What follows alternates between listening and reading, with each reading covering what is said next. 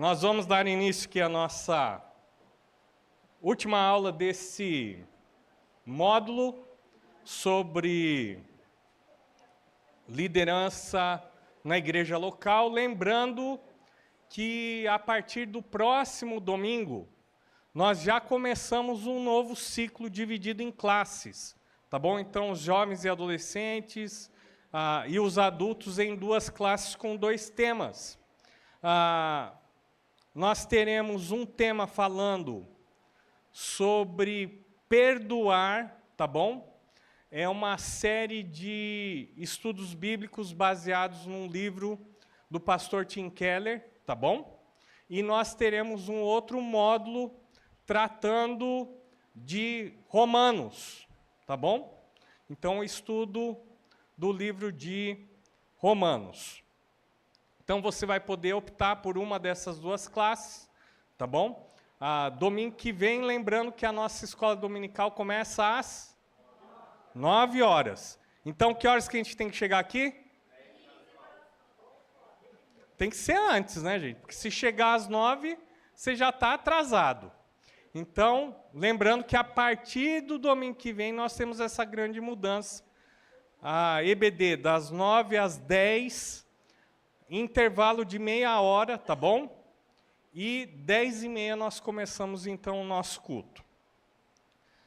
Muito bem, hoje nós temos muita coisa para ver, porque eu tenho que encerrar. A parte dos presbíteros, daí a gente vai falar sobre os diáconos, tá bom? Então convido você a baixar sua cabeça agora, nós vamos orar. E vamos começar a nossa aula. Senhor Deus, nosso Pai, te louvamos porque mais uma vez, no domingo, um dia separado para a adoração ao Teu nome, nós temos o privilégio de nos reunirmos nesse lugar para cultuar e aprender mais da Tua palavra. Que o Senhor mesmo nos ensine, através da Tua palavra, as verdades sobre a liderança na igreja local. Nós pedimos tudo isso a Deus, te agradecemos, em nome de Jesus. Amém. Muito bem. Então, semana passada, nós falamos sobre as qualificações espirituais dos presbíteros. E daí nós falamos que o ser, ou seja, o caráter do líder cristão é mais importante do que a sua competência. E muitas vezes nós olhamos simplesmente para esse aspecto. Vemos se a pessoa é uma pessoa até mesmo extrovertida, se ela é uma pessoa que tem facilidade em se comunicar, se é uma pessoa que muitas vezes já tem alguma experiência na sua vida secular, com liderança, ensino, e acabamos então achando que isso é suficiente para que ele seja um forte candidato a presbítero /pastor /bispo. E a gente já conversou bastante sobre essas três palavras, e nós falamos que no Novo Testamento o presbítero, o bispo e o pastor, na verdade, são qualidades que fazem parte de um mesmo líder cristão. E se você não assistiu essa aula, você pode ir lá para o YouTube da igreja e conferir então para tirar as suas dúvidas. Falamos sobre as qualificações. Para os presbíteros, nós temos uma lista de qualificações, tanto na primeira carta de Paulo a Timóteo, como também na carta do apóstolo Paulo a Tito. Presbíteros em Timóteo e em Tito. Diáconos só são mencionados e as qualificações listadas em 1 Timóteo, tá bom? E depois a gente vai ver isso daí. A gente começou então falando sobre as qualificações comuns a essas duas cartas. E falamos que o presbítero tem que ser irrepreensível, ou seja, alguém que não deixa nada na sua vida que seja capaz de desqualificá-lo. algo que alguém pode apontar e dizer, não, essa pessoa tem esse problema na sua vida e, portanto, ele não deve ser um líder na igreja local. Falamos que ele deve ser marido de uma só mulher. A ideia aqui, principal, é a ideia da fidelidade conjugal. Tá? O presbítero ele precisa ser alguém fiel à sua esposa. Lembrando que no contexto imediato do Novo Testamento, à medida que o evangelho foi sendo espalhado e as pessoas foram conhecendo e se convertendo ao cristianismo, algumas famílias, alguns homens, possuíam vários casamentos. Casamentos que às vezes eram reconhecidos pela cultura e até mesmo pela lei, porém o cristianismo vem e volta a estabelecer o padrão da criação. Um homem, uma mulher. Então isso era extremamente importante, tá bom? Que essa qualificação fosse observada. Falamos também do fato de que, muitas vezes, a pessoa pode ter uma só esposa no papel, mas, na prática, ele tem várias famílias. E eu lembro que, uns 10 anos atrás, 2 grandes igrejas no ABC foram surpreendidas, né? Uma onde o pastor já estava indo para ser jubilado, aposentar, e daí se descobre então que ele tinha uma outra família, né? Há muitos anos, né? Sustentava essa outra família e tudo mais. E também no ABC, uma outra comunidade de fé bem conhecida, também teve que afastar o seu pastor, porque o pastor deixou o seu e-mail aberto, o filho foi usar o computador do pai, e ali descobriu que a outra esposa do pai fazia parte da mesma igreja, né? Então, ele tinha essa esposa e também tinha um filho com essa senhora, e eles frequentavam a própria igreja. Então, isso é algo extremamente importante quando nós formos observar as qualificações do presbítero. Ele tem que ser moderado, né? Ou seja, tem que ser uma pessoa equilibrada, gente. Não pode ser alguém que fica descompensado, né? Que emocionalmente é estável ou frágil, né? À medida que ele se envolve com o problema das outras pessoas, imagine se ele é alguém que facilmente perde a sua paciência ou que cai em tristeza profunda. Não, ele tem que ser moderado, hospitaleiro, a gente falou um pouquinho, apto para ensinar também falamos, né, sobre a questão da didática, e ele ensina não só de forma clara e compreensível, mas ele também ensina através da sua vida. Não dado ao vinho, não significa que ele não pode beber vinho, mas a ideia aqui é de alguém que é apegado, né? Que se deixa dominar pela bebida ou por outras substâncias. Porque, de repente, nós poderíamos ter alguém que gostaria de ser presbítero e ele não bebe, mas ele é totalmente dependente de alguns remédios. Então, o princípio acaba sendo o mesmo. Não violento, ninguém quer saber de um líder violento, né? Que sai batendo nos outros, né? Ou fica gritando com os outros, se bem que às vezes acho que dá vontade. Pacífico, ou seja, não briguento, né? Não pode ser aquele homem que sempre está envolvido em intrigas, em confusões. Pelo contrário, ele tem que assumir sempre um papel de reconciliador e de mediador de conflitos. Não apegado ao dinheiro, a gente falou sobre a avareza, alguém que tem como objetivo na sua vida ganhar, enriquecer, isso é um problema. E o presbítero ele tem que ser um modelo de generosidade e de contribuição na igreja, já que ele é um modelo para o rebanho. Tá bom? E por último aqui nós falamos sobre deve governar bem a sua casa, falamos sobre a questão de filhos crentes ou fiéis. Quando olhamos o contexto, tanto de Tito, como o contexto imediato de Timóteo, parece que a ideia ali é que os filhos são submissos. Uma vez que é difícil você atribuir a responsabilidade de um pai à conversão de um filho. Ele pode ensinar, ele pode testemunhar, ele pode insistir, mas o novo nascimento é o Espírito Santo que vai gerar no coração do filho e da filha. Então, ainda que o filho seja batizado, mas ele seja uma pessoa insubmissa, uma pessoa rebelde, nesse caso seria uma desqualificação para o presbítero. Tá bom? Muito bem. Daí vamos falar um pouquinho sobre as qualificações. São 20, né? Vocês lembram que a gente falou sobre 20. Então, só em Timóteo, o que aparece ali?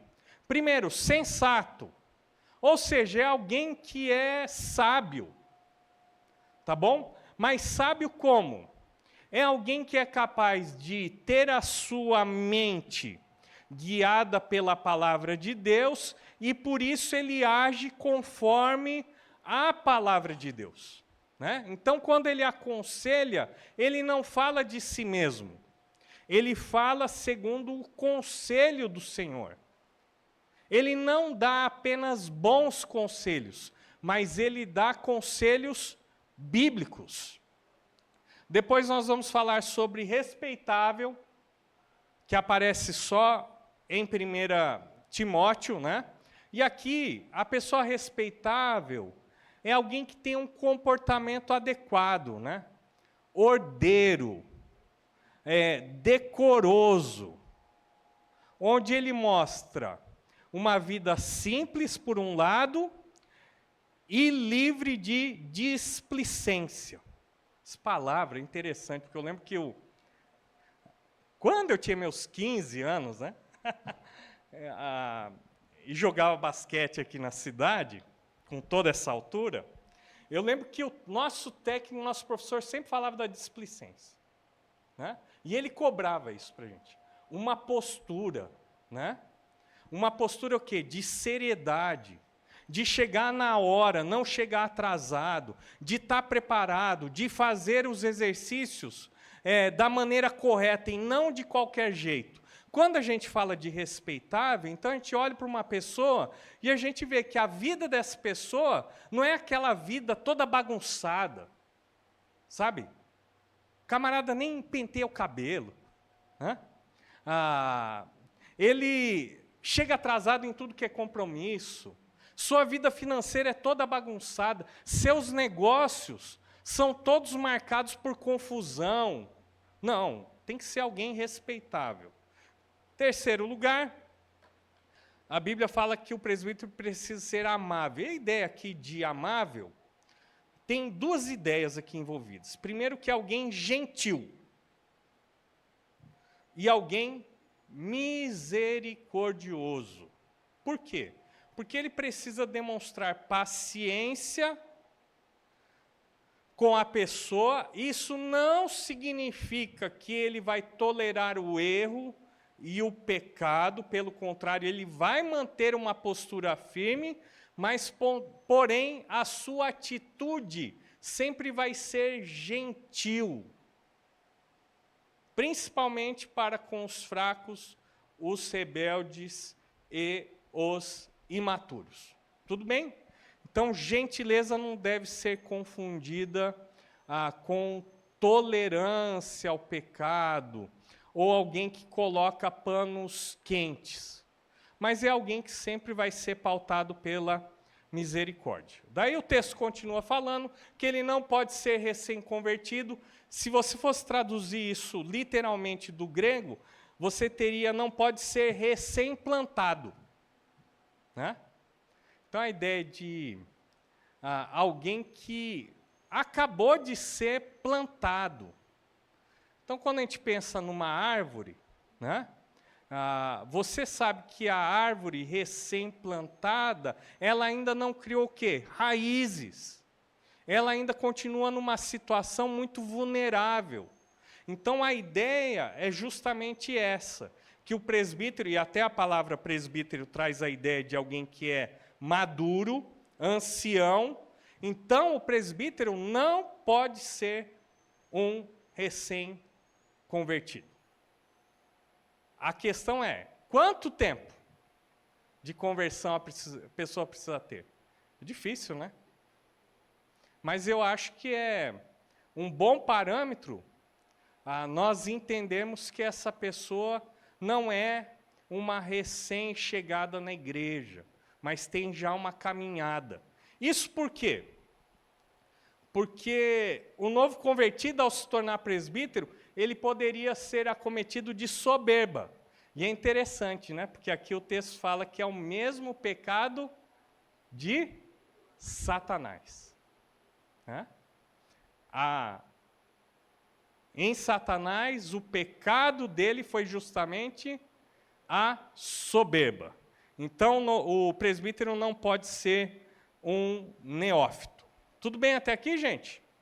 Vamos continuar. Boa reputação perante os de fora. É lógico, o presbítero não pode ser uma bênção dentro da igreja e uma praga fora, não é? Então, aqui na igreja, ele é todo cordial, educado, todo correto, mas quando você olha para as pessoas de fora, as pessoas têm uma percepção diferente. Não pode acontecer. Isso tem que ter uma coerência, ele tem que ser um exemplo de vida cristã, tanto para os de dentro, como para os de fora, para que ele não caia em descrédito, é isso que que a carta a Timóteo diz, e torne-se uma fácil presa para as investidas do diabo. Tudo bem até aqui, gente? Ok, depois eu vou fazer uma folhinha, tá bom? Para resumir, porque a gente está indo rápido demais, vou deixar disponível nas próximas semanas. Qualificações listadas só em Tito. Então ele vai falar sobre justo, ou seja, o presbítero ele precisa ser reconhecido como alguém que é justo, não só no falar, mas também no agir. Muitas vezes o presbítero vai ter que lidar com situações de mediação. Então ele precisa ser alguém caracterizado por justiça, que não faz acepção de pessoas, que não age com injustiça, que não usa 2 pesos e 2 medidas ao tratar com as pessoas. Tudo bem? Correto? Vamos lá. Consagrado. A ideia aqui de consagrado é alguém piedoso, tá bom? Alguém que é comprometido com o seu crescimento em santidade, em pureza. É alguém que cresce no temor ao Senhor. Alguém que demonstra na sua vida um compromisso reverente a Deus. Ele precisa ser alguém reverente. Precisa ser alguém que onde as pessoas olham e percebem essa vida de piedade. E, por fim, Tito fala sobre o domínio próprio. Um líder espiritual, então, é alguém que possui domínio próprio e, portanto, é capaz de controlar a sua carne e as suas paixões. É isso, tá? Oi, eu não falei? Não orgulhoso? Tá bom. Mas por que eu esqueci? Vamos ver aqui. É que pulou aqui. Não orgulhoso. Então, o Tito vai falar sobre essa capacidade do líder ser humilde, né? Ele é capaz de olhar não só os seus próprios interesses, mas olhar e pensar no bem-estar da igreja. Então, é essa a ideia aqui. E amigo do bem é muito interessante, né? Porque a ideia de amigo do bem é aquele que ama a bondade. ama aquilo que é bom. É alguém que tem prazer naquilo que é certo. E ele também procura sempre ver as coisas boas nas pessoas. Então ele é capaz de chorar com os que choram, mas também de se alegrar com os que se alegram. Quando a gente vai lá para a primeira carta de Paulo aos Coríntios, no capítulo 13, nós vemos essa questão da definição do amor, né? E Paulo diz assim, que o amor não se alegra com a injustiça, mas se alegra com a verdade. Tudo bem? Pode fazer uma pergunta aqui, por favor.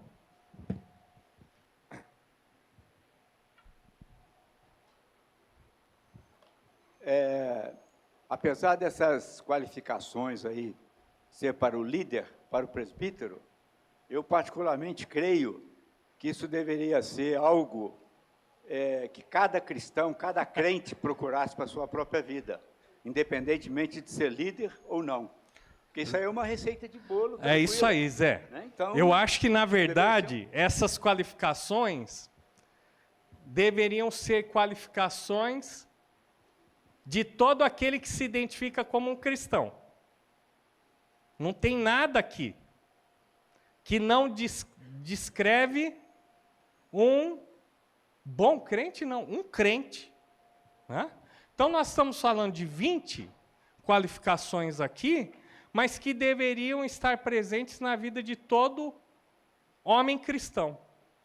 Marido de uma só mulher, sensato, domínio próprio. Agora, veja bem, quando nós falamos na semana passada sobre as qualificações, nós falamos que as qualificações, elas servem para proteger a igreja local de uma liderança inadequada ou uma liderança que irá conduzir a igreja ao erro. Então, é lógico que todas essas qualidades devem fazer parte de todo cristão. Porém, elas foram listadas com esse objetivo de estabelecer um padrão, e é um padrão alto, né? É um padrão alto porque a ideia não é olhar para o indivíduo e dizer assim, puxa, dessas 20 qualificações, ele possui 15, então está acima da média, passou. Não. A ideia é assim, você olha para uma pessoa e você consegue identificar na vida dessa pessoa todas as 20 qualidades. Isso não significa que ele é perfeito, isso não significa que ele não vai errar, que não vai pecar, mas a característica da sua vida é de alguém, como a gente falou na aula passada, irrepreensível. Não tem por onde ser agarrado. Então ele não tem algo que está devendo, algo que se torna um escândalo, que vai trazer desonra para ele e para a igreja de Cristo. Tudo bem? Deu para entender, gente? Então nós não estamos falando de nada, nós estamos falando de padrões que deveriam ser reconhecidos em todos os crentes. Pode falar. Pastor, eu achei muito interessante o amigo do bem. Esse bem é o certo, e não ser injusto. E muitas vezes você querer fazer o certo te indispõe com pessoas. Então, nem sempre as pessoas vão falar que você é amigo do bem, né? Porque você quer fazer o certo. Então, às vezes, você tem que repreender alguém, porque a pessoa está fazendo o errado. Mas o mais importante é fazer o que Deus acha certo, e não o que as pessoas acham. Isso. Acho que a ideia está relacionada com a justiça, né? Mas é alguém que tem prazer naquilo que é certo, né? A pessoa justa, ela age e fala com justiça. O amigo do bem é uma disposição do coração dele, de sentir alegria com aquilo que é certo. Então, muito bem. Mais alguém quer fazer alguma pergunta? Lá atrás. Não vi. O Robson.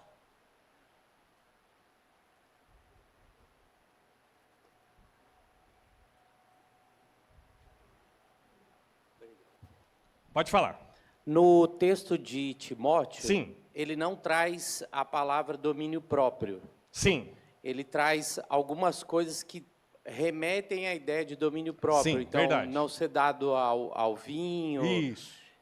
não ser violento. Tito já meio que resume um pouco mais a ideia lá de Timóteo, quando ele fala domínio próprio. Qual a relação de Tito e de Timóteo em relação a essa questão do domínio próprio? Eu acho que, na verdade, essas listas, elas são complementares, mas, na verdade, elas trazem um retrato do mesmo, tá bom? Existem palavras, por isso que eu listei em separado, porque quando a gente olha uma tradução, a gente vai encontrar sensato em Timóteo e sensato em Tito. Só que a palavra, no grego, é diferente. Então, ele revela um aspecto diferente em cada palavra. Então, quando Tito fala sobre o domínio próprio, talvez ele esteja fazendo um resumo de outras características, né? O domínio próprio também pode ser aplicado em relação à questão de ser marido de uma só mulher. Ele tem que ser capaz de controlar o seu impulso, o seu desejo. Não é? É isso. Então, eu acho que é só uma questão dele enfatizar algumas características e outras. Não necessariamente que ele esteja fazendo duas listas distintas, né? Então, aqueles presbíteros que Timóteo estaria consagrando tem certas características, e Tito em Creta ia consagrar presbíteros com outras qualificações, tá bom? Tá. Uma Tudo outra bem? questão ainda sobre o domínio próprio. Sim. Esse é um dos frutos do Espírito também. Isso. E essas palavras, elas são semelhantes ou elas estão de alguma forma Não, relacionadas? praticamente é a mesma palavra. Mesma palavra. A ideia do domínio próprio, muitas vezes a gente pensa que é só em relação à ira, né? A gente pensa assim, não, é alguém que consegue controlar a ira, mas não. Domínio próprio fala sobre a capacidade da pessoa em controlar os seus impulsos pecaminosos. Seja em relação à ganância, seja em relação ao sexo, seja até em relação ao desejo de buscar poder. Tá? Então, domínio próprio não é só nessa área, né? É alguém que não é irado. Não. Domínio próprio é alguém que consegue controlar a sua natureza pecaminosa e as suas paixões. Por isso que é um fruto do Espírito Santo. Por quê? Se o Espírito Santo não agir na vida da pessoa, ela não vai conseguir. Ela vai viver segundo a carne. Então, tá de uma certa forma, Tito está ampliando a ideia de Timóteo. Sim. Porque Timóteo é mais específico, né? E ele, quando ele fala domínio próprio, agora ele amplia para todas as outras áreas. Isso, ele complementa, é isso aí. Tudo bem? Quem mais? Oi, aqui, por favor. Ixi, tem que correr aqui, ó. Peraí. O bom é que hoje já vai estar pago aí, ó. Não precisa ir para academia.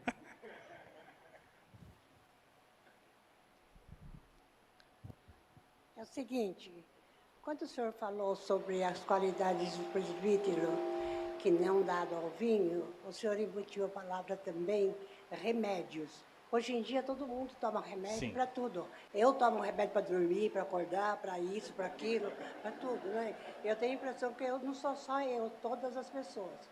Isso daí tem um parâmetro?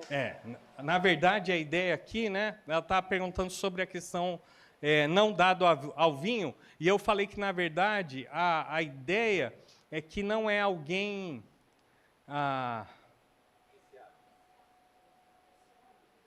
dependente, melhor, que se torna dependente, tá? Então é aquela pessoa que de repente... E, gente, por favor, quero ser bem claro aqui, tá bom? Eu não estou dizendo que a gente não deve usar remédio, tá bom? Porque senão, pela minha conta, 60% da igreja estaria perdida aí.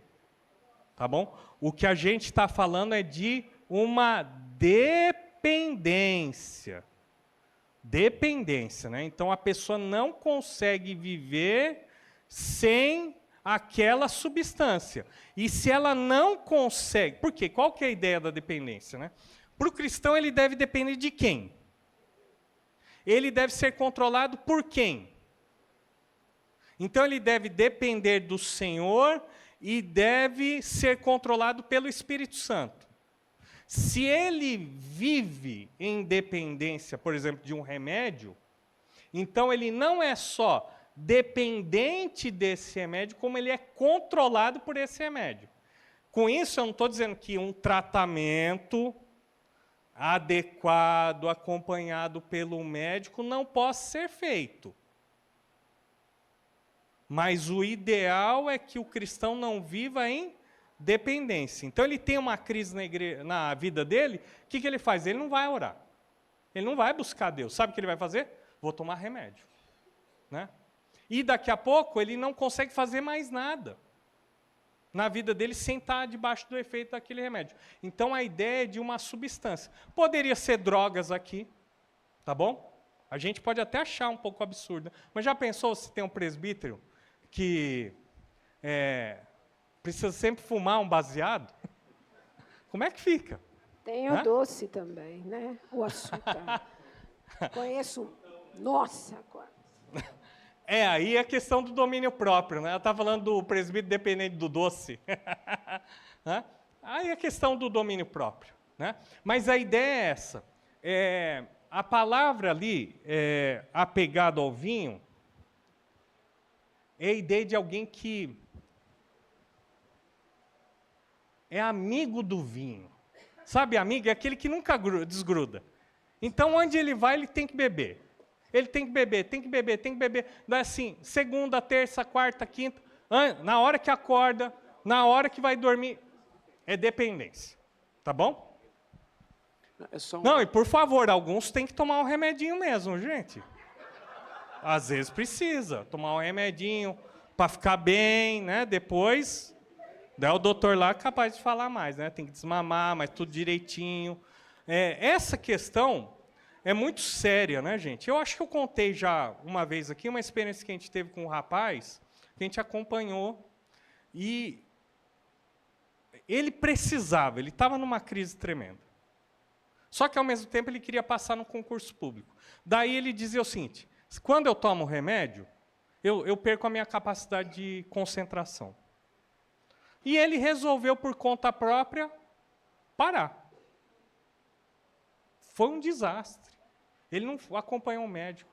Um dia ele teve uma discussão com a esposa, no meio de uma avenida, ele deu um soco no rosto da esposa.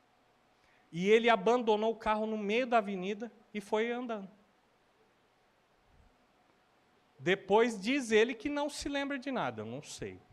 Né? O que eu sei é que o casamento acabou depois disso. Tá? Mas qual foi o efeito? Daí, quando foi conversar, ele falou, não, eu parei de tomar o remédio porque eu não conseguia me concentrar. Tá, mas você foi ao médico? Não, não fui. Tá, e assim, você acha que é assim? Lógico que vai ter alguns efeitos na sua vida. Então, lógico, uma pessoa assim não é uma pessoa que pode ser considerada equilibrada, sábia, justa e muito menos com domínio próprio. Tá, quem quer perguntar aqui? Só uma particularidade Sim. da nossa própria igreja, muitos anos atrás, com relação ao domínio próprio, é o controle das finanças. Sim. Muita dívida, muito cartão de crédito, muito carnê das Casas Bahia, e vai, e não controla mais. E nós tivemos um caso aqui, e esse proponente reconheceu diante de Deus, teve que arrumar sua vida aos poucos, porque isso vira quase que uma compulsão, e às vezes não perceptível, mas na verdade dá para perceber, né? Entendeu? Isso, acho que aí, né, Zé, está relacionado com a questão de uma pessoa moderada, equilibrada. Tem um desequilíbrio numa área. Às vezes são as finanças. Daí deixa de ser modelo. Né? Lá atrás.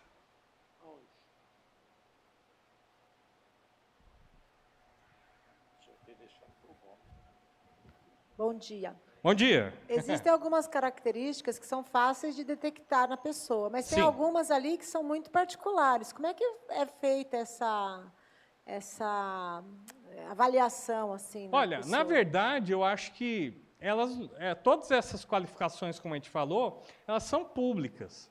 Elas são capazes de ser identificadas por uma comunidade, né? Por isso que talvez o último processo para que uma pessoa seja... e isso não quer dizer que não existem equívocos, tá, gente? Porque na história da igreja, eu acredito que na nossa história aqui, nós já consagramos pessoas ao ministério que não deveriam ter sido consagradas. Então, a gente tem que lembrar que, mesmo cuidando de todos os aspectos possíveis, nós não somos perfeitos como Deus, né? E às vezes Deus também tem alguns propósitos para nos ensinar e permitir algumas coisas assim. Mas eu acredito que todas essas qualificações, elas são públicas e elas podem ser identificadas. Talvez não por uma pessoa que talvez diga, puxa, eu não tenho tanto contato com aquela pessoa, mas quando você coloca o nome de uma pessoa para que ela seja reconhecida pela comunidade, fica evidente. Tá bom? Fica evidente. Acho que eu contei na semana passada de um pastor que nós resolvemos não consagrar, né? Porque no próprio conselho, todos foram unânimes dizendo que aquela pessoa não deveria ser ordenada ao ministério pastoral. Tá bom? Tudo bem? Vamos seguir, então. Vamos lá. Agora nós vamos falar sobre o presbiterato que é masculino. Segure-se aí. Né? Porque hoje em dia, se você falar isso em algumas igrejas ou em alguns meios, você vai ser criticado demais. Né? O presbiterato numa igreja local, segundo o Novo Testamento, é uma responsabilidade masculina. Tá bom? Então, Deus brigue com ele, tá bom? Discuta com ele. Ele chama apenas homens para serem presbíteros. Sim, existem muitas igrejas que ordenam pastoras. E eu conheci uma igreja até que ordenou presbíteras, tá? Mas quando nós olhamos no Novo Testamento, nós não encontramos base para esse tipo de ofício na igreja.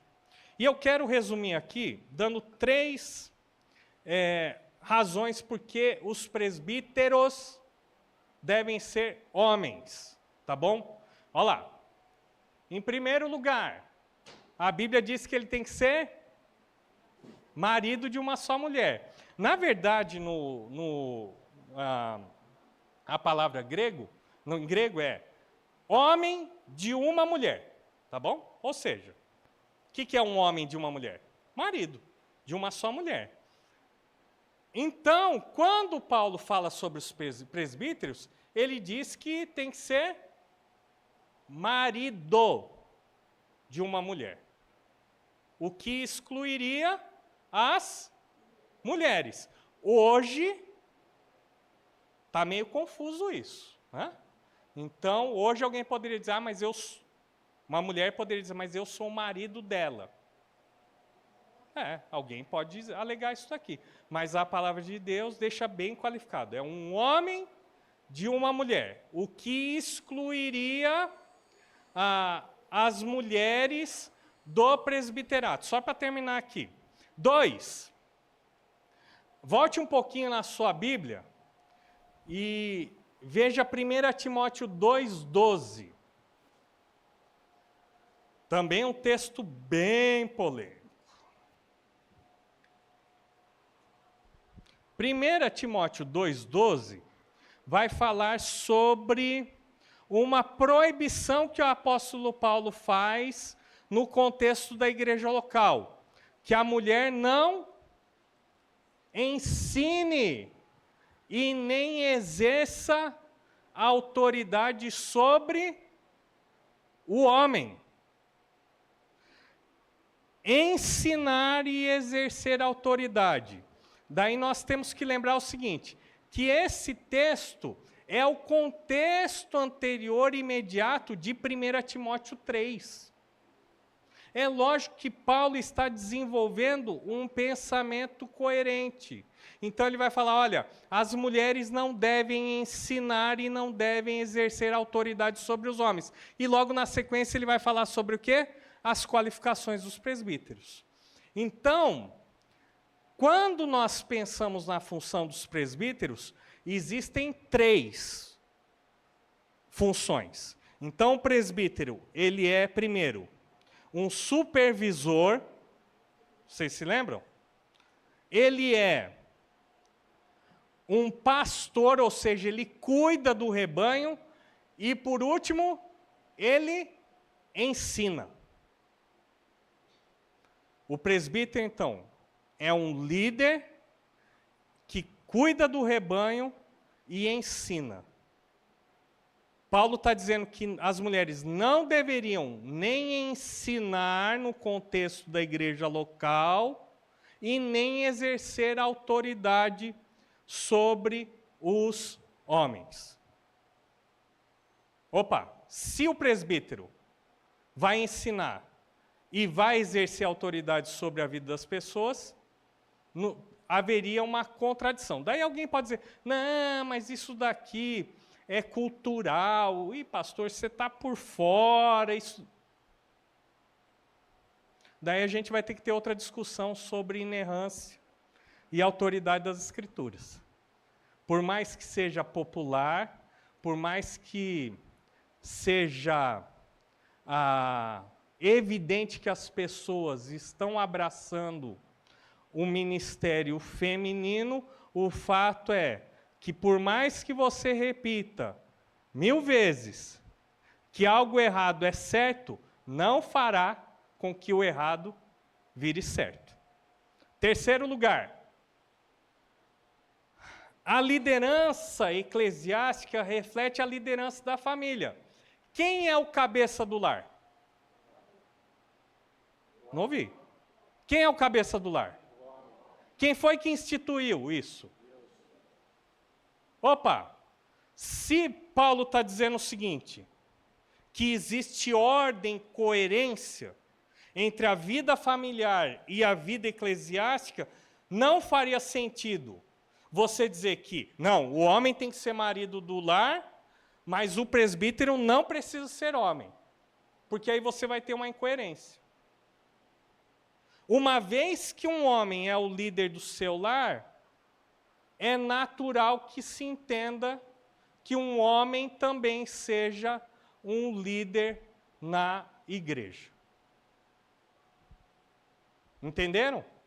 Ou então a gente tem que ser justo e dizer o seguinte, não, então se o presbítero pode ser mulher, então a mulher também pode ser o cabeça do lar. Ora, não é?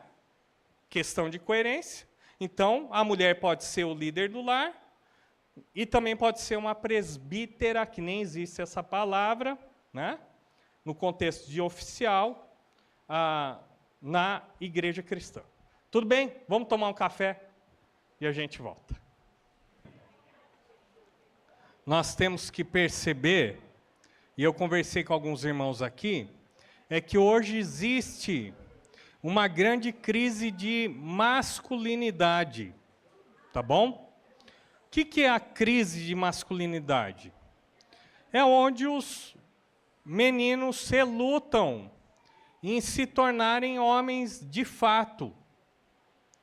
Então, quando um rapaz ele procura casar, não estou dizendo que são todos eles, mas muitos não procuram uma esposa, procuram uma mãe, tá? Procuram uma mãe, alguém que vai cuidar, que vai fazer tudo por eles. E esse é um grande problema. Por isso os homens têm dificuldade em assumir compromissos e responsabilidades, porque assumir responsabilidade é liderar.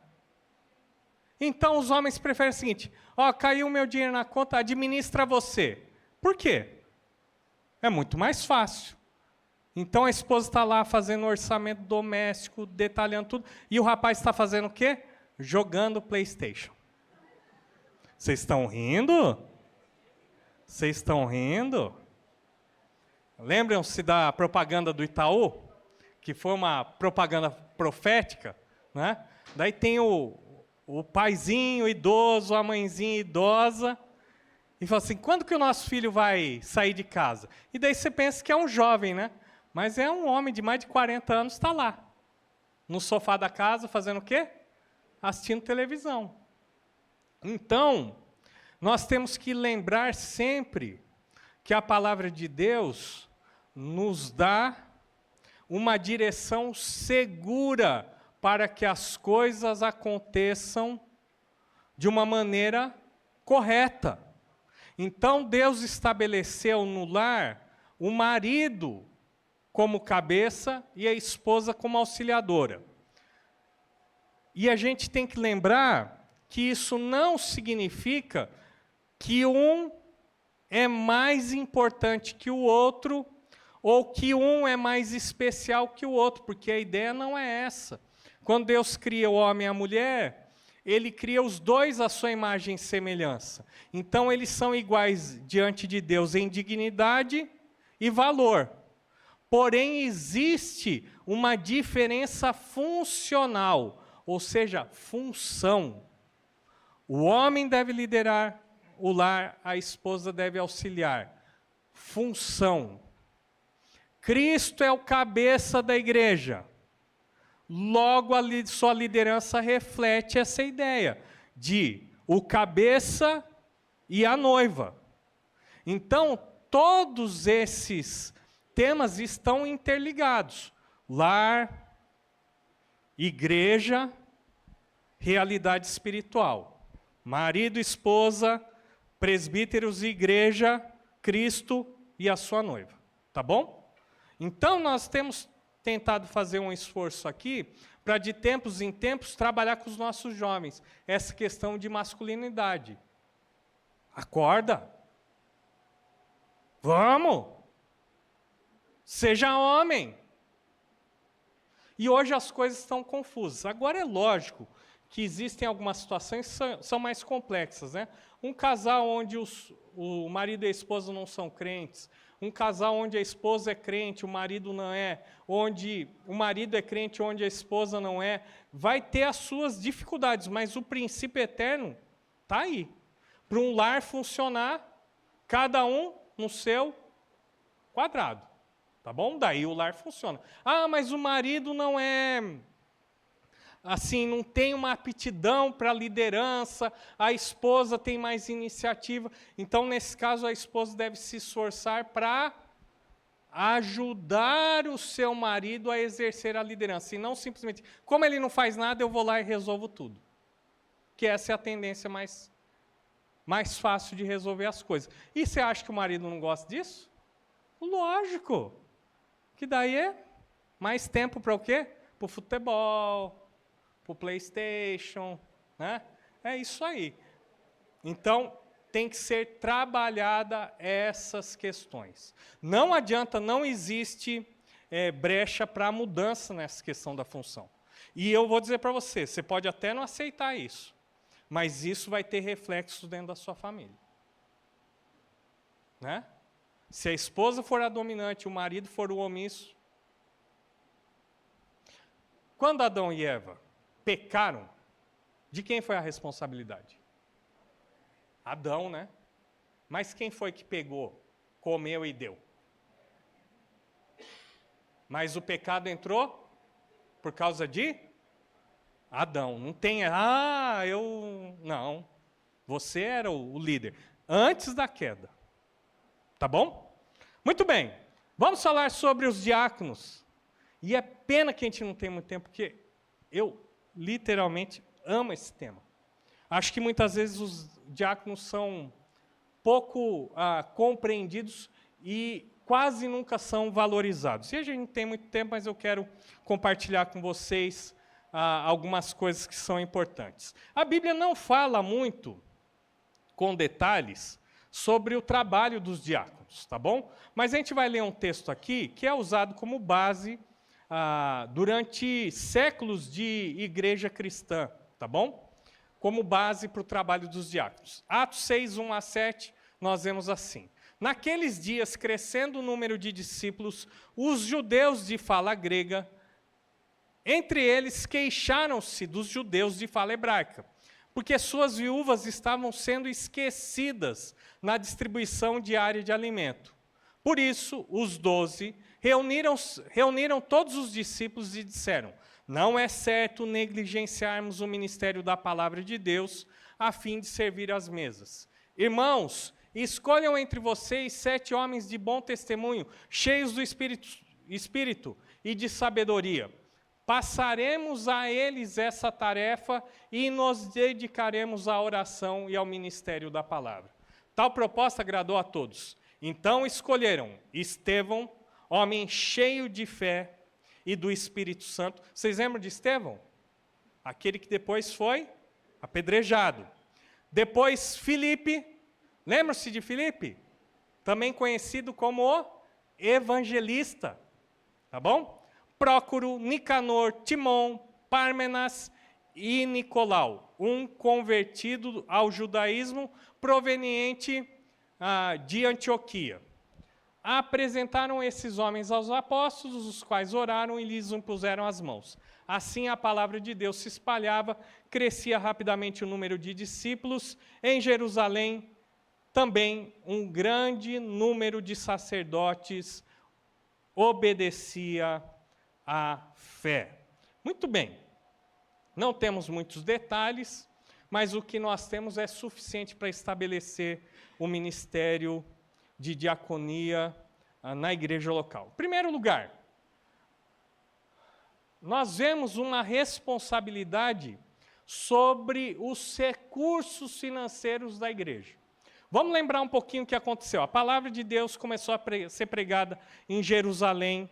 Era a festa do Pentecostes, existia uma grande peregrinação. Judeus que falavam grego, ou seja, que não moravam na Judéia, vinham para Jerusalém para adorar a Deus. Ali eles ouviram o evangelho e uma grande multidão, então, começou a obedecer à palavra.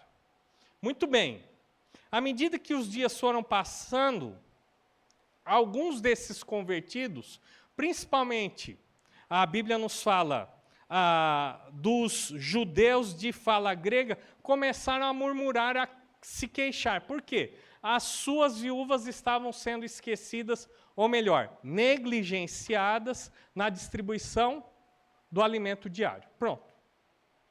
Primeiro conflito da igreja local ali, não era externo, mas era o quê? Interno. Divisão, reclamação. Pessoas estavam sendo negligenciadas no seu cuidado físico e material. Os apóstolos, então, chegaram à seguinte conclusão: precisamos de ajuda. Nós não conseguimos realizar todas as coisas na igreja.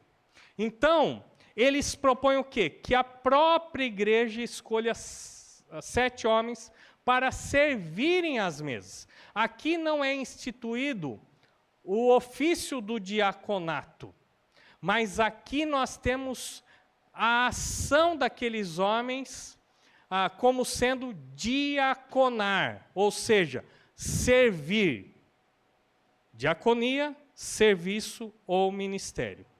Então, eles recebem algumas responsabilidades. Uma das responsabilidades era justamente o quê? Administrar os recursos materiais da igreja. E distribuírem esse alimento diário de uma maneira mais justa, onde ninguém fosse negligenciado. Segundo lugar, nós vemos que o ofício dos diáconos diz respeito também a um apoio de organização. Por quê? Como que eles iriam fazer o alimento chegar a essas viúvas? Eles precisariam o quê? Se organizar. Para que ninguém, então, fosse negligenciado. Terceiro lugar, que é muito evidente, e principalmente na história da igreja, a ajuda aos necessitados. Os diáconos eram aqueles que cuidavam dos necessitados da igreja, mas não só da igreja, mas também da sociedade. Até o período da Reforma, quem cuidava dos pobres de uma cidade não era o Estado, era a igreja, através dos seus diáconos, tá bom? Então veja que quando nós olhamos para o ministério dos diáconos, nós vamos encontrar esses três princípios. Os diáconos, eles ajudam na administração dos recursos da igreja, eles ajudam na organização e eles cuidam dos necessitados. Na história da igreja, os diáconos eram aqueles que se dedicavam a visitar as pessoas nos hospitais, a visitar aqueles que eram órfãos, aquelas que eram viúvas, as pessoas que estavam enfermas e que eram necessitadas. Tá? Então, se você olhar a definição do que é o diácono e olhar para os princípios da palavra de Deus, você vai ver que eles são aqueles que são responsáveis pela parte material da igreja local. Tudo bem até aqui, gente? Querem comentar alguma coisa? Tem um texto aqui, não precisa abrir, eu vou ler. 1 Pedro 4, 10 a 11, que fala a respeito dos dons. Olha que interessante. Cada um exerça o dom que recebeu para servir aos outros, administrando fielmente a palavra de Deus em suas múltiplas formas. Se alguém fala, faça-o como quem transmite a palavra de Deus. Se alguém serve, faça-o com a força que Deus provê, de forma que em todas as coisas Deus seja glorificado mediante Jesus Cristo, a quem sejam a glória e o poder para todos sempre. Amém. Pedro aqui fala de dois grupos de dons. Aqueles que falam e aqueles que servem. Então, podemos chegar à conclusão de que os diáconos, eles apoiam o ministério dos presbíteros, para que eles se dediquem ao ministério da palavra e da oração. Isso pode ser um pouco complicado, porque a gente pode chegar à conclusão que os diáconos acabam fazendo o quê? Tudo. O que os presbíteros não conseguem fazer. E então eles podem se dedicar ao ministério da palavra e da oração. Achei muito interessante que um autor disse o seguinte, né, que o testemunho das escrituras da história da igreja revela que uma congregação sem a atuação dos diáconos é uma congregação pobre. Mas uma comunidade de fé que conta com os diáconos é uma congregação rica. Tudo bem até aqui, gente? Vocês sabem o que os diáconos fazem? Oi, pode falar. Sim. É aquela parte destinada à ajuda que a igreja não é o total, não é o... É só aquela parte que é destinada à ajuda às pessoas necessitadas, que eles administram, não é isso? Não só. Quando nós olhamos hoje para a composição da nossa igreja, a gente está tentando fazer com que ela seja sempre alinhada com o Novo Testamento. Então, por exemplo, o nosso primeiro e segundo tesoureiro são diáconos da igreja. São responsáveis pela tesouraria da igreja. O conselho, ele ajuda na supervisão, o conselho faz a proposta do orçamento, mas quem administra os recursos da igreja são os diáconos. o Carlos, por isso eu fiz tanta questão de indicá-lo, e o Álvaro é o segundo tesoureiro, tá bom? Também diácono da igreja.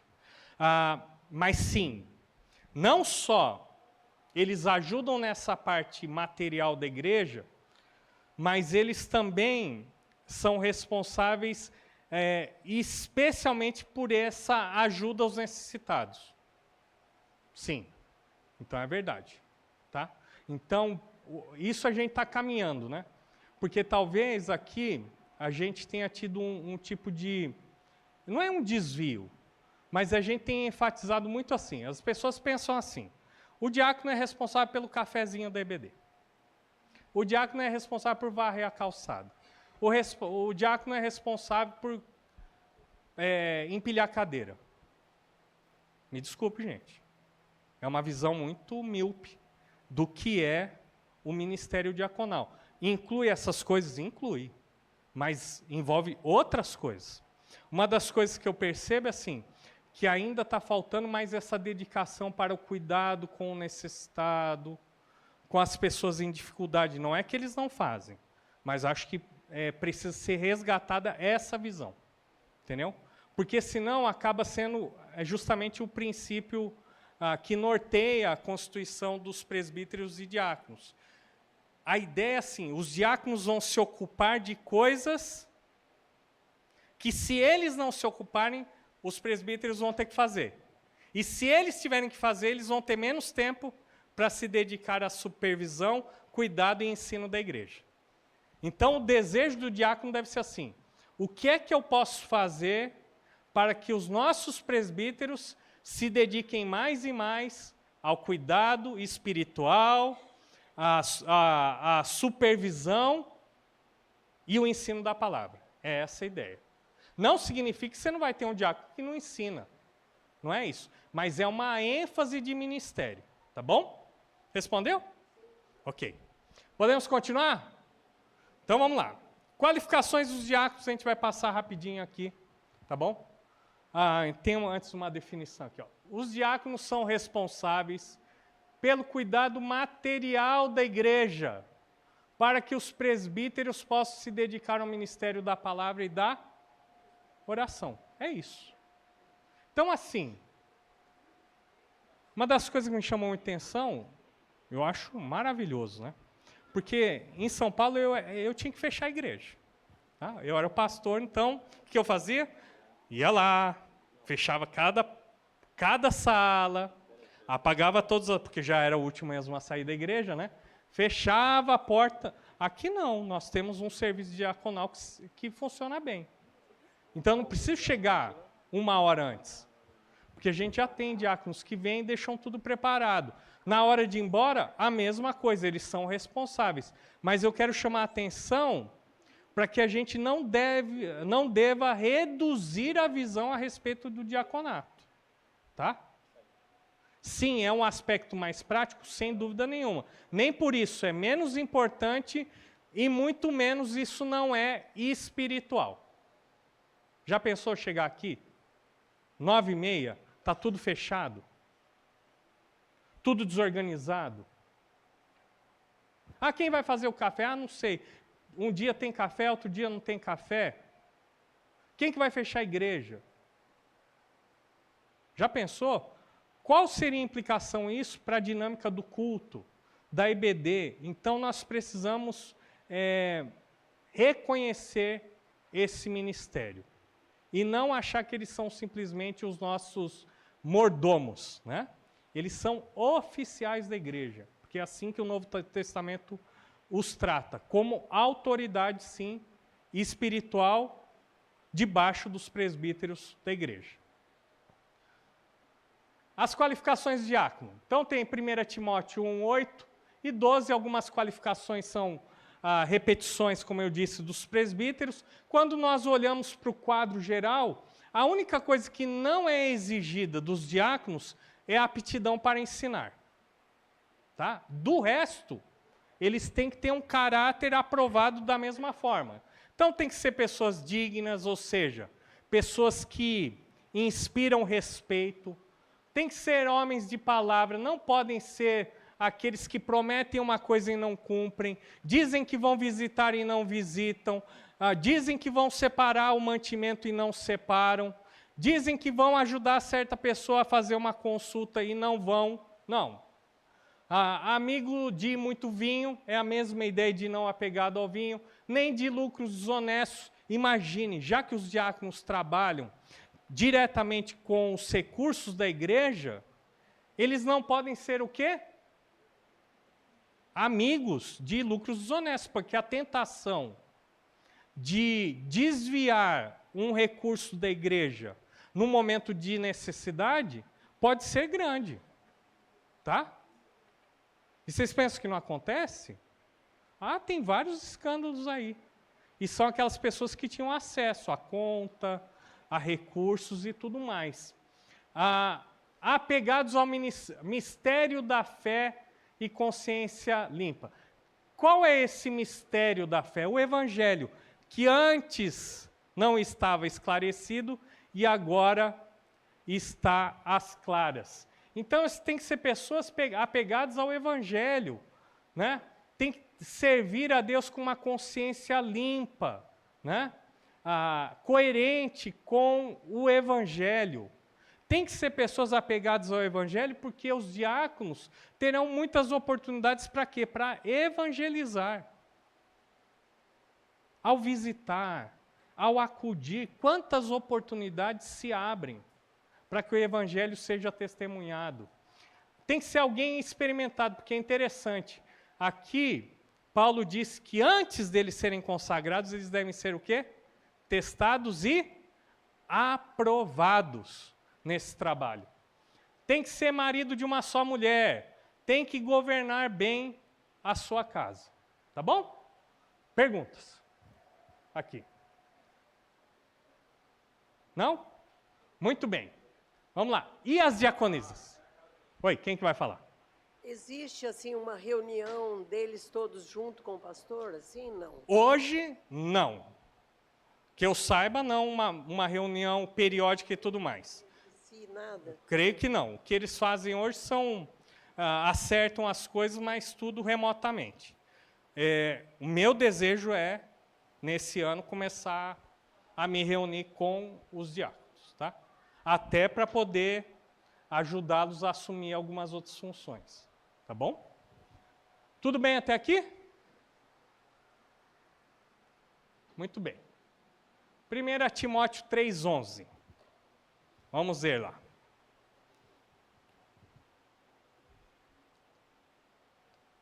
A palavra de Deus fala assim: não permito...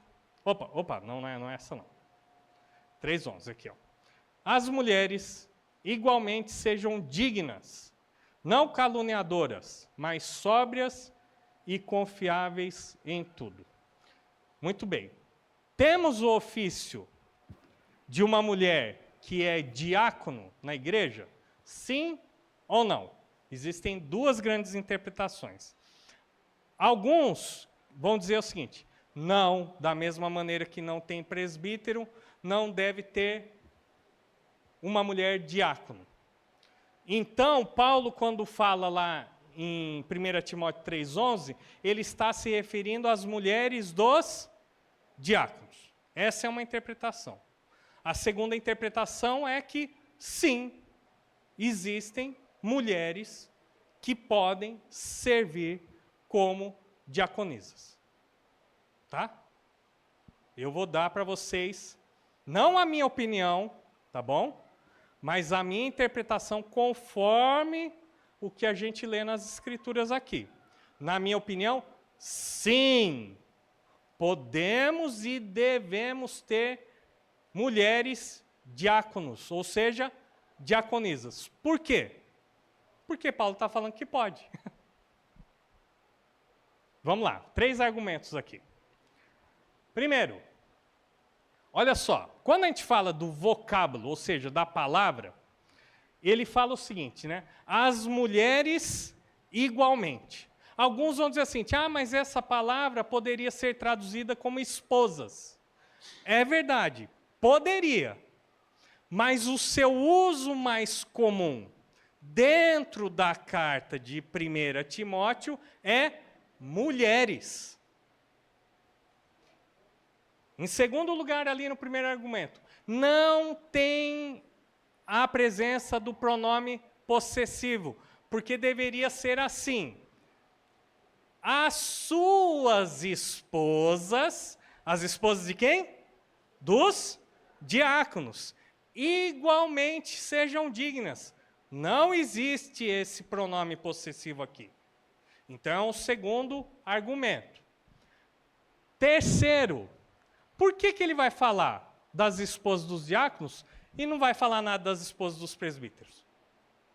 Ele fala das esposas dos presbíteros? Então, a esposa do presbítero pode ser de qualquer jeito, mas a do diácono não. Não tem coerência. Então, se Paulo estivesse falando das esposas dos diáconos, é razoável entender que ele iria também prescrever qualificações para as esposas dos presbíteros. Segundo lugar, vamos lá. A estrutura do texto. Então, veja bem, como é que o texto que fala sobre os líderes da igreja local está estruturado? Então, começa assim, no versículo 2, 1 Timóteo 3.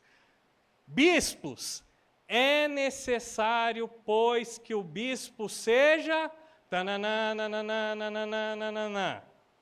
Versículo 8. Os diáconos igualmente devem ser... No versículo 11, é lógico que a estrutura está falando de um outro grupo separado. As mulheres igualmente sejam...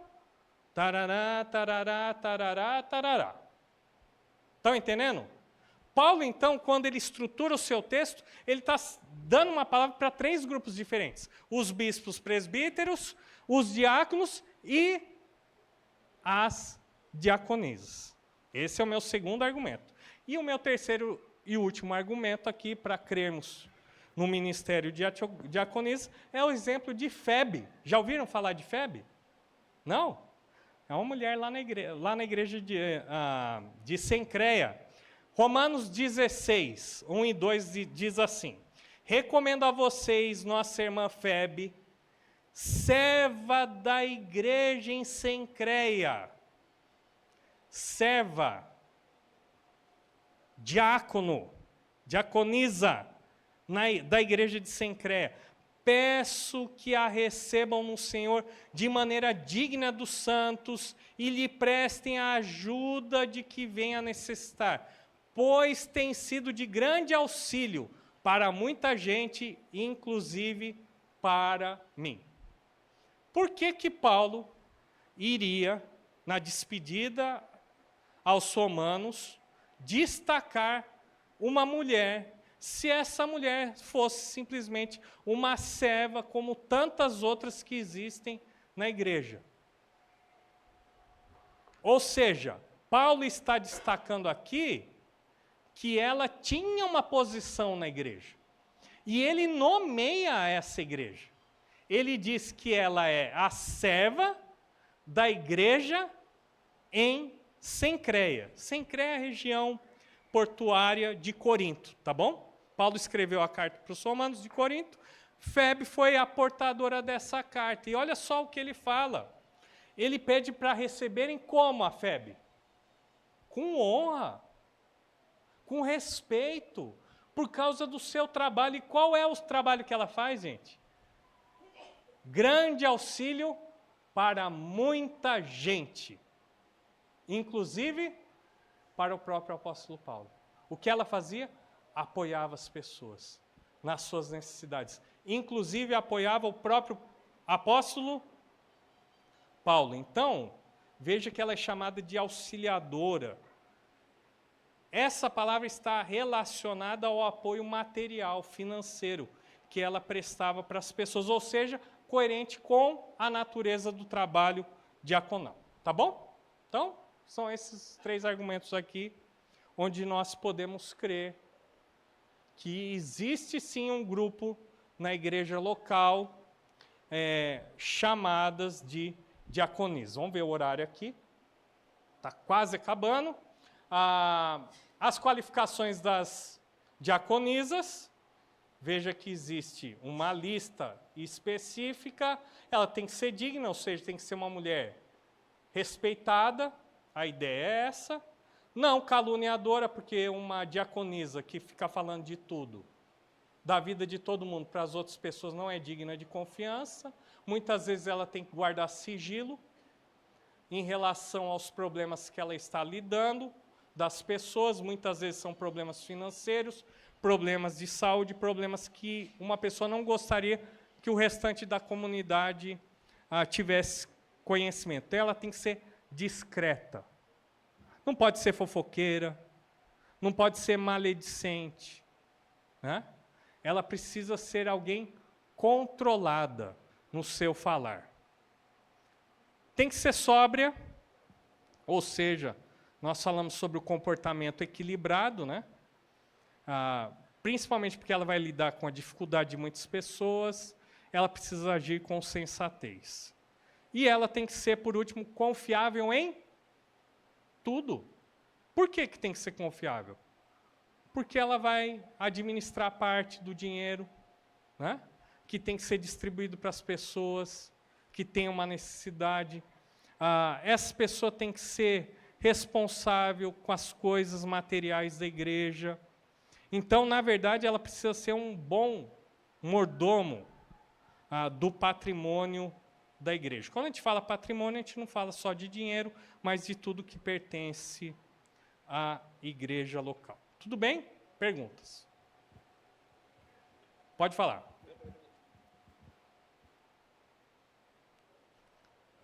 Mais um pouquinho só, 5 minutos, tá, gente? O senhor esclareceu bem a questão aí, porque, por exemplo, eu entendia que o princípio seria o mesmo para presbítero, né? Aí o meu ponto aqui é, a gente tem informação dela, se ela era casada, por exemplo? Por quê? Estou te perguntando. Porque talvez não a fosse, entendeu? Uma vez que ela tendo uma posição na igreja, talvez tivesse conflito em casa com o marido, né, por uma questão de, aí justamente, aí volta ao texto, né, de ser o cabeça, né, e para além disso, e nesse mesmo sentido, penso que se a nossa igreja ainda não a tem, né, ou não tenha ainda, talvez pudéssemos pensar na possibilidade, porque penso que existam, né, aqui na igreja, mulheres que estaria, assim, mais que apta. Sim, olha só. Sua primeira pergunta. Febe era casada? Não sabemos. O que nós sabemos é que para fazer uma viagem de Corinto para Roma, você precisa de muito tempo. O marido acompanhou? Paulo não fala. Né? É possível que ela seja uma viúva? É possível. É possível que seja uma senhora que não se casou? Sim, é possível. Significa que ela tem que ser casada? Aqui na lista, obrigatoriamente não. Porém, ela tem que ser de respeito. Ou seja, seria uma incoerência ter uma mulher que é uma diaconisa e, por exemplo, trai o seu marido, se ela é casada. Né? Então, seria uma incoerência. Segunda pergunta que você fez, como que fica essa questão da autoridade das diaconisas diante da igreja? Lembre-se o seguinte, a natureza dos presbíteros é autoridade espiritual, cuidado e ensino. Dos diáconos, não. Dos diáconos é o quê? O cuidado material da igreja. Os diáconos estão ligados aos presbíteros que têm a função de supervisionar. Então, necessariamente, o trabalho da diaconisa não é de exercer autoridade espiritual. Então, não existe conflito. Tá bom? Tá, e só para fechar, né, em Atos, né, e a gente lê o texto, né, no versículo 4, né, quando fala, né, 3, aqui, ó. Irmãos, escolham entre vocês 7 homens de bom testemunho. Sim, mas a gente tem que lembrar o seguinte, ali não estava sendo instituído o ofício dos diáconos, tá bom? Então, seria ali, o que estava acontecendo era uma necessidade de onde se reconhece que surgiram os princípios para aquilo que se tornou, mais à frente, o ofício dos diáconos, tá? Nas cartas de Paulo. Né? Paulo, vocês vão se lembrar, nem convertido era nessa época. Né? Tá bom? Mais alguém? Aqui. Aqui onde? Aqui.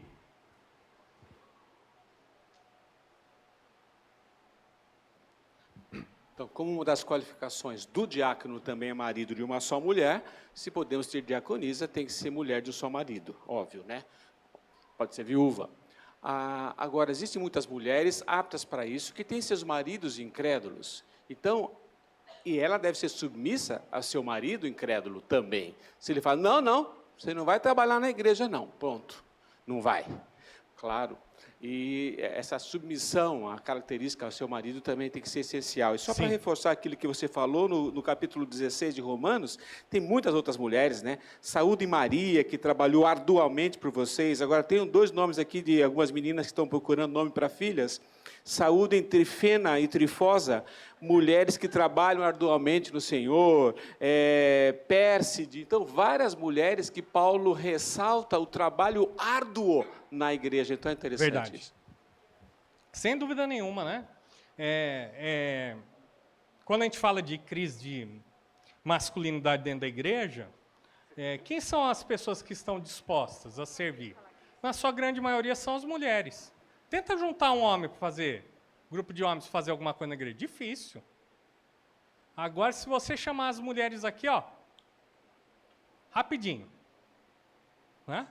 Sem dúvida nenhuma, nós estamos falando aqui de funções, né? Não de importância e muito menos de dignidade. O que seria da igreja sem as mulheres? Fracasso total. Né? Fracasso total. Então, é importante nós vermos que existe um cuidado, né? E identificar algumas mulheres que podem, sim, exercer uma autoridade no serviço. E eu quero dar um exemplo bem prático. Né? Vamos dizer que uma diaconisa está organizando um evento. Quer dizer que ela não pode dizer para os homens onde é que vai levar a cadeira? Lógico que pode, gente. Nós não estamos falando disso. Quando nós estamos falando de autoridade espiritual, nós estamos falando do quê? Autoridade que demanda da palavra. Tá? Não significa que elas não podem organizar, não podem liderar um ministério prático. Não é isso.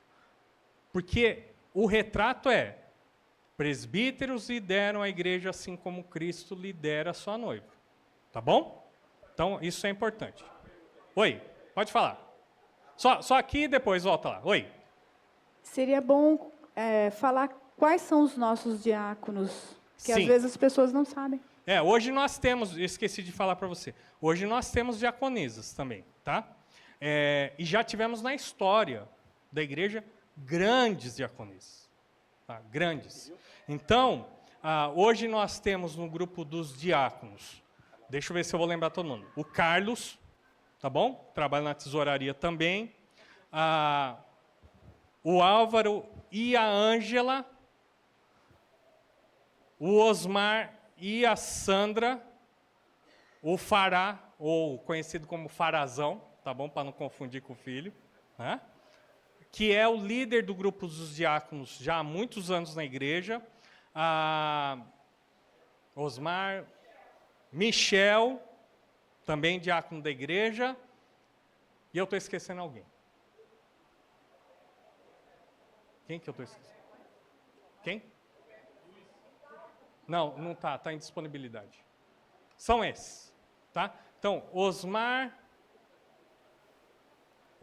e Sandra, Álvaro e Ângela, Fará, Michel e o Carlos. 7 diáconos, tá? É isso aí. Oi, pode falar. Responde, só um pouquinho. Respondeu, né? Não, é que a Laura estava me lembrando aqui, e aí não foi do meu tempo. E aí, né, enfim, a dona Nair e a dona Raquel. Já foi Obrigado, diácono da igreja. Acho que a dona Madalena também. Cespina já foi diácono da igreja. Isso. Muito bem. Ah, Mário já foi diácono da igreja. Não sei se a Maria Melli foi também. Não? Tá. Pastor? Oi, pode falar. Igualmente, os presbíteros, né? Só para o pessoal Hoje, tá nos sabendo. presbíteros. Hoje nós somos...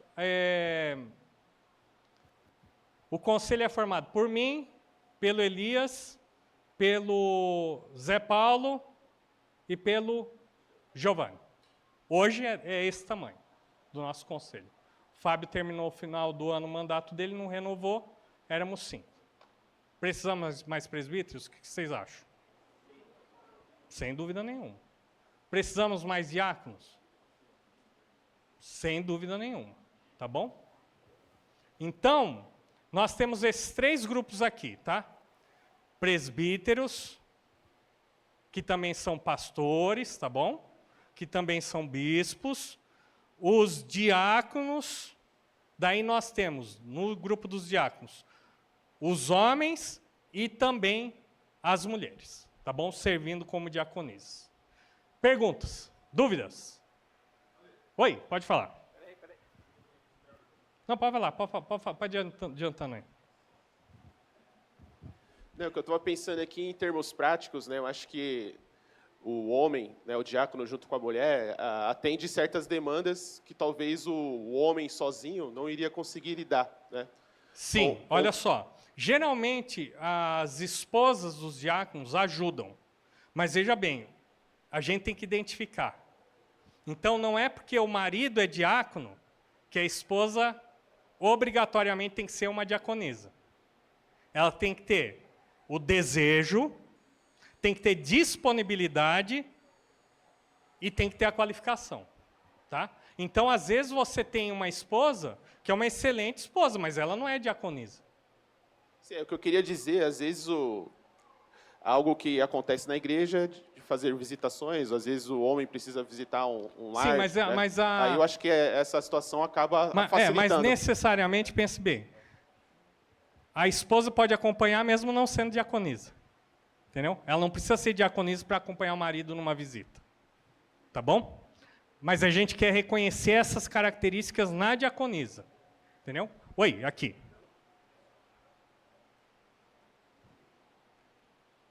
Então, só para efeitos práticos, as mulheres não vão ensinar na escola dominical os homens ou adolescentes ou jovens. Posso ter uma ministra de louvor, porque envolve ensino? Coisas práticas, porque isso está na cabeça da igreja e na internet você vê de tudo. Sim, olha só, Zé, parece que é muito claro que a questão do ensino está relacionada ao exercício de autoridade. Então, assim, uma mulher pregando, o que é que ela transmite, além do ensino? Ela reflete esse princípio de autoridade. Então, no nosso caso, gente, vocês sabem, nossa igreja ela é tradicional, alguns querem chamar de conservadora, né? Você vai encontrar outra igreja, você vai ter pastora e tudo mais, né? Bispa, e aí vai embora. Agora a líder da igreja Bola de Neve é a esposa do apóstolo que faleceu, né? Ela foi considerada como uma autoridade máxima aí. Né? Na questão da igreja local, então a gente tem esse princípio. Então, por exemplo, tem um problema de uma mulher ensinar as crianças? Lógico que não. Tem problema de uma mulher ensinar os adolescentes? Também não vejo nenhum problema. Tem algum problema de uma mulher ensinar nos jovens? Depende. Por quê? Depende de como a gente vai ter essa composição. A gente está discutindo esses dias isso daí. Né? Porque a gente tem pessoas extremamente qualificadas. Quer dizer que elas nunca podem ensinar e contribuir? Lógico que podem. O que não pode é ser confundida a posição de autoridade que reflete a Cristo. Então, veja bem, no ambiente da igreja local, existe um outro ensino, que é o ensino da autoridade como Deus instituiu. Então, eu diria que é isso. Então, assim, pode, minha palavra é assim, pode, desde que não configure que os homens estão abdicando do seu lugar de autoridade e simplesmente, tá bom? Dirigir louvor, depende. Em que ambiente? É no acampamento? é até numa reunião de jovens, num culto público, opa, daí a pergunta que eu faço assim, não tem um homem capaz de dirigir louvor? Então a gente tem um problema muito sério, né? O que nós temos tentado fazer com as crianças é assim, porque antes a gente entende assim, ministério de criança, coisa de errado. Está errado. Por que a gente desconfia quando um homem dá aula para criança? Então, nós já temos tentado batalhar e reverter isso daí. O homem também pode ensinar a criança. Não só pode, como deve. Junto com a esposa. Né? Porque senão dá aquela impressão que não, isso daqui é coisa de mulher. É um absurdo isso daí. Né? Então, a ideia é que exista sempre, que possível, uma ministração em conjunto. Né? Quando o Paul e a Sônia ministram, eles têm um ministério grande com famílias, né? Eles dividem a ministração juntos. Tem algum problema? Alguém tem alguma dúvida sobre a confusão de quem é autor? Não, ninguém tem essa dúvida. Então, são essas coisas que a gente precisa entender e avaliar cada situação. Pode falar. Célula, mesma coisa. Será que a gente não tem um homem que possa liderar? Se não tem, a gente está muito mal de homem, né? Não é? Porque a conclusão é essa. Se as mulheres têm que fazer tudo, o que é que os homens estão fazendo? Por que é fácil organizar um ministério de mulheres e é difícil organizar um ministério de homens? Por quê? Porque os homens ir lá, reunião, trabalho. Né? Se não é o futebol churrasco, daí ninguém aparece. Então, são esses os princípios que nós temos que entender. Tá? Então, presbíteros, diáconos e diaconisas. Para encerrar, nós vamos falar, só mencionar isso aqui, que existe uma recompensa para os diáconos. Né? Pedro vai falar sobre os presbíteros, né? Mas aqui Paulo vai falar sobre os diáconos. E eles vão ter duas recompensas. Primeiro, eles vão ser reconhecidos como pessoas de respeito. Por quê? Por causa da qualidade e importância do seu serviço. E é essa postura que eu gostaria que todos nós tivéssemos em relação aos diáconos da nossa igreja. Respeito, reconhecimento. Que eles não se sintam como aqueles que estão lá só para fazer o cafezinho, tá? Que não tem importância. Não. Eles são líderes na igreja. Ousadia. É isso que a Bíblia nos fala, né? Que à medida que eles exercem o ministério, eles vão alcançando essa ousadia na fé. Por quê? Porque, gente, quem trabalha com as pessoas necessitadas vê Deus agindo. Aquela pessoa que está enferma, aquela pessoa que está passando uma necessidade, de repente Deus vem, entra com provisão, muda tudo. Então, os diáconos que estão muito próximos a isso, eles acabam tendo cada vez mais uma ousadia e uma confiança inabalável na fé. Como é que um diácono vai encorajar uma pessoa que está passando necessidade, se ele não tiver fé de que Deus pode suprir, de que Deus pode mudar a história dela? Então, é uma das recompensas dos diáconos. Para terminar, então, nós vamos ver aqui. Os presbíteros lideram o ministério. Os diáconos viabilizam o ministério. E a congregação faz o ministério. Amém? Deus abençoe, gente. Um bom domingo a todos. Lembrando que hoje é o nosso último culto, às 18h30. A partir do domingo que vem, 10h30, tá bom? Bom almoço.